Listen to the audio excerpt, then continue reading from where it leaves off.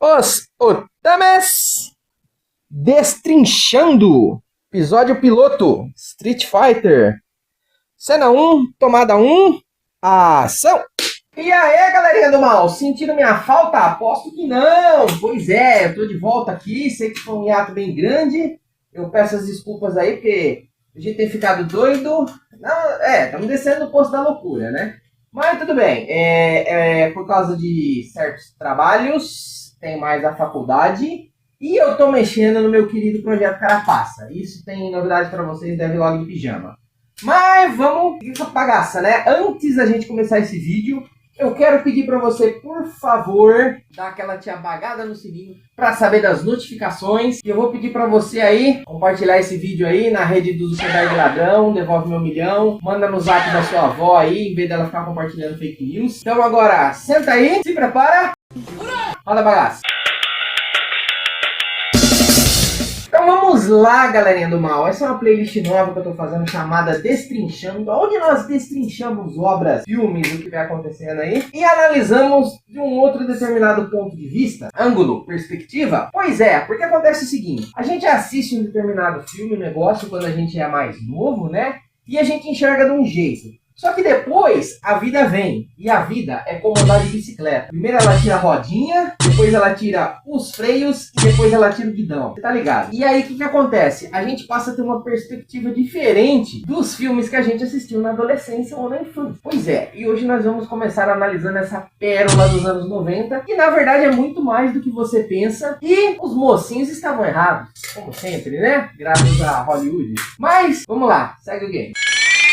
Então vamos lá, explicando assim, o nosso querido vilão, interpretado por Raul Julia, M. Bison, tá? Para vocês aí que não assistiram ou não tiveram a coragem de assistir até o fim, né? Então, como é que funciona? Ele sequestrou um monte de refém e exige um pagamento em dinheiro, né? E ele é tido como o terrorista. Quando se a gente pegar os exemplos no mundo real, né? A gente tem os estragos fudidos e o país que não existe, eu não vou citar o nome aqui. E, na verdade, eles não são nação porra nenhuma. São uns estados terroristas que dizem que pode ser ameaçado a qualquer momento, mas, na verdade, muito pelo contrário. Eles têm estado na ofensiva, fazendo fome, matando gente, fazendo genocídio, atacando um monte de países com recurso natural, né? O paradigma aqui, a menção aqui do filme, né? Ele que sequestrou os reféns é o cara que tá errado. Os dois países ali que vivem matando gente ao redor do mundo, tá tudo certo, ninguém fala nada. Crime é só dos meus inimigos. Segue o game.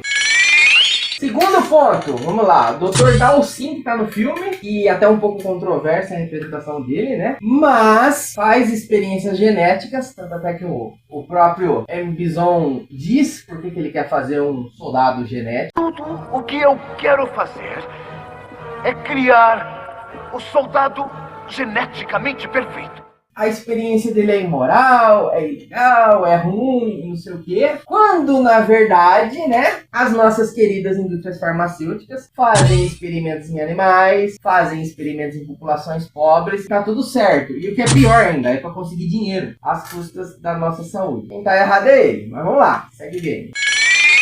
Terceiro ponto aqui, bem bonito aqui pra vocês. Uniformes das tropas do Bison. Cara, esse ponto eu acho sensacional. Porque você pega no filme, né? As tropas deles têm um uniforme padronizado, armamento padronizado, tem um design do capacete até legal. Então daria aquela coisa de guerra psicológica, de dar aquela impressão de segurança e aterrorizar os inimigos, né? Ao mesmo tempo, né? E mesmo assim, a única coisa que eles não tinham no filme todo era a armadura de roteiro. Então, o negócio que era pra ser legal acabou ficando meio errado. Então vamos lá, segue o game.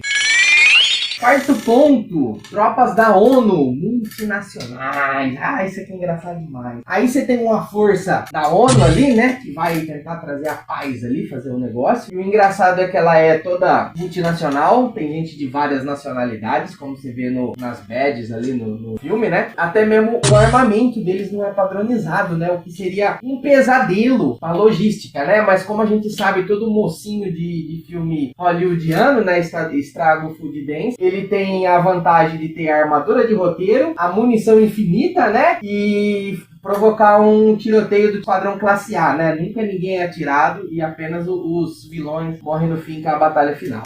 Detalhe ainda, né? Você já pensou essa tropa multinacional aí, várias de gente nacionalidade, né? Um indiano passa um rádio ali com sotaque meio errado, ou um japonês fala uma palavra meio esquisita ali, e aí acaba com tudo o negócio, né? Que o estadunidense que tá lá na frente lá não entende o sotaque dele e erra a ordem, né? Ninguém pensou em levar isso em consideração. Seria uma inclusão muito linda, na verdade é um pesadelo, termo de troca. Segue o game. Teu pai de tanga. O barco invisível do Gaio, nossa, isso é maravilhoso. O barco invisível dele, que não é invisível, ele tem uma camuflagem invisível, só que é uma porcaria de um barco, maluco. Ele arrasta, a água desloca, né? Ele desloca a água quando navega. É super invisível. Era melhor ele ter tido um submarino, um mini submarino, e ter atravessado o rio ali, ter se infiltrado e hackeado as defesas do Bison. Mas não, um barco invisível. Genial. É o total ápice da burrice dos estragos fudidos, condensado num negócio só pra gastar dinheiro, né? Vamos falar a verdade. Segue o game. Sexto ponto. Coronel Gaio se recusa a seguir ordens. Cara, isso é sensacional. Isso não é uma merda. Sabe aquela frase bonita que eles falam assim? Não negociamos com terroristas. Pois é, no papel, na teoria, é muito bonito. Mas na prática, não é assim que funciona. Até o país que não existe lá negocia com o Hezbollah para trocar refém.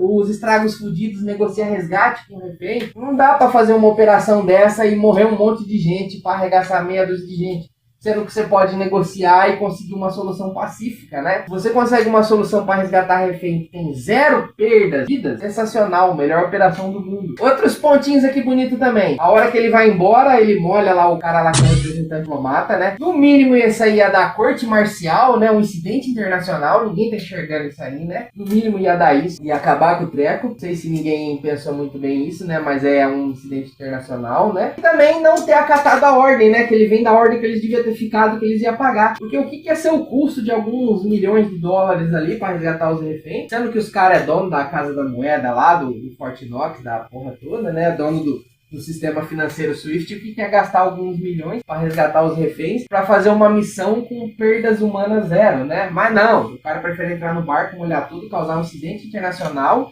e sendo que morre um monte de gente ali no atacando, né? Segundo a lógica dele, seria muito melhor, né? Na verdade, o que seria heroísmo militar libertário, na verdade, isso é um crime punível, né? Muito do contrário do que a gente pensa quando vê aquilo ali quando é adolescente. Mas vamos lá, segue o game. Teu pai de tanga. Sétimo ponto, ó. Bison sequestrando a rainha da Inglaterra. Cara, eu adoro isso. Porque, tipo assim, não é questão de adorar ele, é questão de sequestrar. Sequestrar é errado, tá? Não, vamos assumir a verdade aqui. Mas, vamos analisar do ponto de vista geopolítico, tá? Para um inglês médio, a rainha da Inglaterra é família real. Tá tudo bonito e lindo. Só que se a gente pegar do ponto de vista de um indiano, família real é sinal de opressão. Os caras destruiu a cultura deles. Do ponto de vista de um chinês, é uma família de traficantes. O cara fez a guerra do ópio, viciou um monte de geração de gente lá, do vô, do bisavô dele lá, ganharam um dinheirão do caramba, destruíram o país deles e tá tudo certo. Do ponto de vista de um espanhol, também é ruim, porque eles tinham uma dívida enorme, a coroa espanhola tinha uma dívida enorme com a coroa inglesa, né? E aí a Espanha cobrou essa dívida de Portugal, e aí entra até a gente nessa história. Porque se você tem um mínimo de inteligência, sabe um pouco de história e consciência de classe, o nosso ouro aqui que foi explorado pelos portugueses, 80% dele foi usado para pagar a dívida com a coroa espanhola, e era para pagar a dívida com a coroa inglesa. Mas tá tudo certo, né? Quem tá errado nessa história é o Bison, né? Então vamos lá, segue o game. 8º ponto, cara, isso é sensacional. No finalzinho do filme lá, que o Gaio vai fazer a luta derradeira com o Bison ali e tal, que seria pra simular em si como seria o videogame, né? Então começa com o primeiro round ali, o Gaio ganha, o Bison ressuscitado, e aí funciona o poderzinho apelão dele que ele voa. Cara, isso é sensacional, ele tem aquela tecnologia de supercondutor, que ele flutua, né? E ele até cita que é a mesma tecnologia dos trens do Japão e tal, né? E cara, por que o Bison não pensou nisso, né? Em vez de criar um exército, ele devia ter feito uma Big Tech, ter entrado num monopólio de trens magleves, cara. Já pensou que bagulho louco? Aí sim, ele ia ser uma corporação do mal, tá ligado? Bison Tech, especialista em maglev. aí sim, né, ele ia ser a corporação do mal, fazendo uma quantidade absurda de dinheiro, um contrato com os governos para comprar os trem dele, Maglev. Isso sim, ia ser do mal. Na verdade, analisando, ele é menos do mal por não ter feito uma Big Tech, tá ligado? Ele podia ter feito a Big Tech. Mas, né, e tem esse post aqui que eu fiz, usa IA, né? Eu vou deixar o link aqui pra baixar. Que eu achei muito foda, cara. Isso é muito louco. Sem contar aquele prédio que ele queria construir de caveira, que tinha maquete, que os caras acabam lutando. Ia ser muito cabuloso também, um prédio com aquele formato de caveira lá.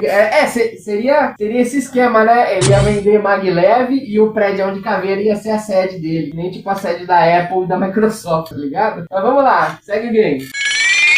Em nono lugar, o nosso último ponto aqui, cara, esse é sensacional, esse aqui eu quero deixar gravado na história. Os atores, né, o que aconteceu. Esse é um ponto que me toca também com relação ao trabalho do Raul Julia, né, porque durante a produção do filme, ele foi o único cara que levou o filme a sério, ele tava sofrendo de um câncer terminal, e mesmo assim ele continuou fazendo filme por amor aos filhos deles, porque os filhos dele gostavam da franquia, né, do Street Fighter, e mesmo assim ele fez e deixou como presente pra ele após a morte dele, né? E isso dá um negócio interessante, né? Porque, tipo, o cara que é o vilão fez um puta do negócio.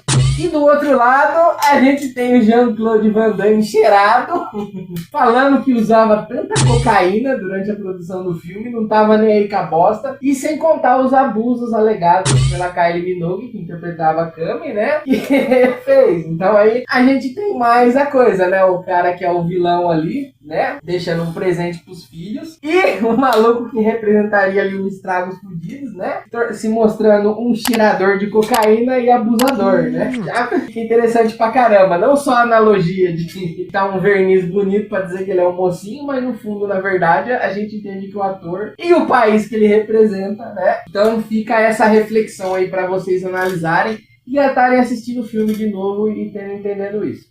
Beleza? Eu agradeço a paciência de vocês por ter chegado até o final aturando aqui a minha reflexão. Se quiser, a gente aumenta aí o destrinchando, a gente faz mais filmes, tá? Dá uma marretada no like, dá uma tchabagada no sininho, deixa um comentário aí embaixo. Se inscreve nessa birosca aí que eu vou estar trazendo mais vídeos. Tá meio corrido o negócio com faculdade, projeto, um monte de coisa, mas tem coisa pra colocar aí pra postar, tá? Eu agradeço a paciência de vocês. E compartilha isso aí, manda no zap da sua avó, em vez de ela ficar mandando fake news aí pros outros aí, manda aí no grupo da firma, no grupo da escola, tá ligado? Compartilha na rede do Zuckerberg Ladrão, Zuckerberg Ladrão devolve meu milhão. Compartilha na outra rede dele aí, compartilha nos vidinhos curtos aí, beleza? A gente tem as nossas redes, tem o nosso site aí embaixo, se você quiser tá vendo aí, tem o nosso bonito site aí, tá? E lá tem todas as nossas redes também, eu vou deixar aí pra vocês. Beleza? Eu agradeço a paciência de vocês e falou! So just do it!